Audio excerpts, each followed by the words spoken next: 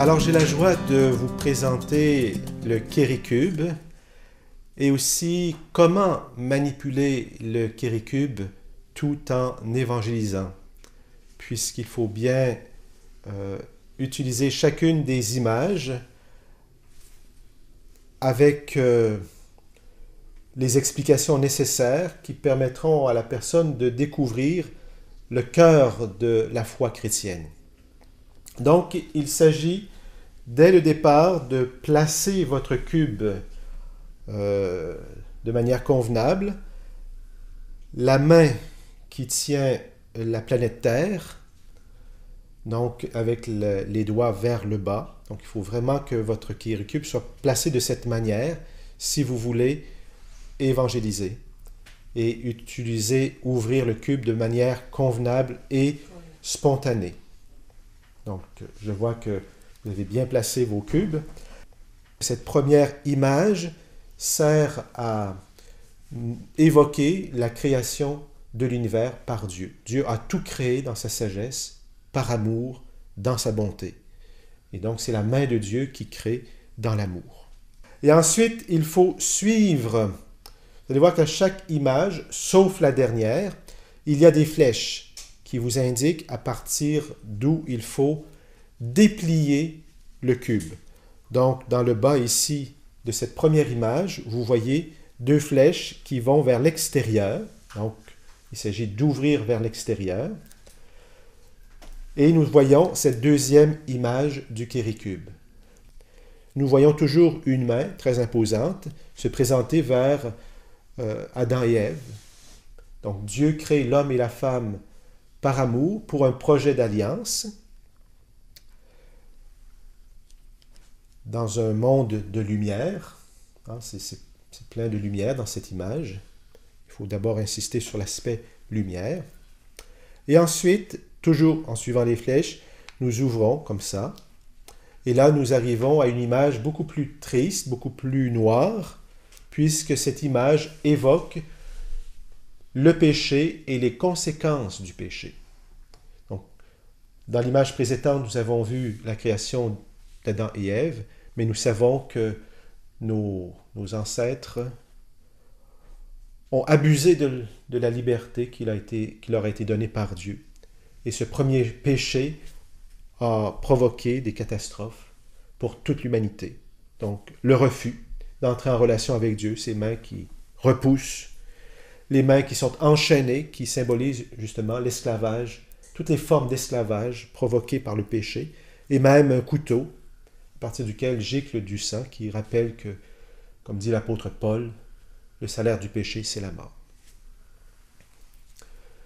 Une fois que vous avez présenté cette troisième image, nous ouvrons de nouveau encore le cube, et voilà que nous est présenté Jésus.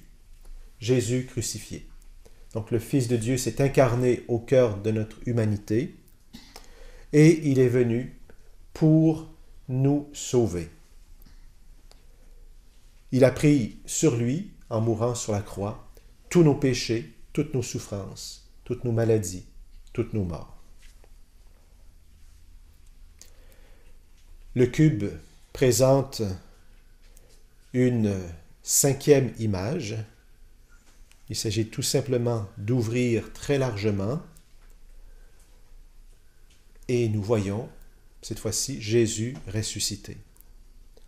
Cette image est remplie de lumière. On voit d'une part, sur la partie supérieure, Jésus montrant cette source de lumière. Donc Jésus l'a dit, « Je suis le chemin, la vérité et la vie ». Donc Jésus a dit aussi dans l'évangile de Jean, « Je suis la lumière du monde », mais il nous indique aussi la source de la lumière, de l'amour véritable. Et en même temps, avec sa main droite qu'il tend vers nous, il nous invite en quelque sorte à prendre une décision. Parce qu'il nous provoque à plonger dans la foi. Et c'est bien de poser la question, est-ce que tu crois que Jésus est mort par amour pour toi, pour te sauver? Est-ce que tu crois que Jésus est ressuscité le troisième jour? Et j'aime bien reprendre cette parole de l'apôtre Paul dans Romains. Si tu affirmes que Jésus est Fils de Dieu, et si tu crois de tout ton cœur que Dieu l'a ressuscité, alors tu seras sauvé. Donc le salut nous est donné dans la gratuité de la foi. J'accepte le don immérité du salut parce que Dieu nous aime gratuitement. Et il nous invite tout simplement à le suivre, à prendre la décision de donner en toute confiance sa vie pour le suivre. À partir d'ici, on peut encore ouvrir notre cube. Et voilà que cette image tout à fait verticale va nous présenter en fait une image qui a un sens maintenant horizontal. Alors il faut non seulement déplier, mais aussi un peu tourner le cube pour présenter une image qui est maintenant dans un sens horizontal. Et cette image donc représente l'événement de la Pentecôte. Parce que si tu acceptes que Jésus est vraiment ton Sauveur et ton Seigneur, alors tu es invité à vivre ta foi, à grandir dans la foi à l'intérieur d'une communauté, à l'intérieur de l'Église. Et les premiers chrétiens, non seulement ont cru que Jésus était ressuscité, mais aussi à la Pentecôte, ils ont reçu l'Esprit Saint qui leur a donné d'annoncer cette bonne nouvelle de la mort-résurrection du Christ. Alors, c'est une image où on voit qu'il y a plusieurs apôtres, mais certains vont dire il manque peut-être tel ou tel apôtre, mais en fait, ils sont déjà partis pour aller annoncer la bonne nouvelle. Donc, c'est la joie de vivre dans l'Esprit et d'aller annoncer que Jésus est vraiment mort et ressuscité par amour. Et finalement, il y a une 7e et dernière image que nous pouvons aller chercher. Et voilà que, en ouvrant le cube, vous allez découvrir que si vous l'ouvrez naturellement à cette image, on revient à la première sur la création, mais en fait, c'est un peu trompeur, parce que la toute dernière image se trouve derrière. Voyez? Et c'est pour ça qu'il faut retourner le cube, de telle sorte qu'on présente maintenant la 7e image, qui représente l'événement des disciples d'Emmaüs qui, sans le savoir au départ, ont rencontré le ressuscité et ils le découvrent ressuscité au moment où Jésus lui-même rompt le pain et c'est à ce moment où Jésus ressuscité disparaît à leurs yeux. Donc c'est pour ça que cette image est représentée avec 2 disciples qui sont étonnés de voir ce Jésus rompre le pain et en même temps disparaître à leurs yeux. D'ailleurs, en fait, on ne voit pas Jésus. On ne voit que les mains de Jésus rompre le pain.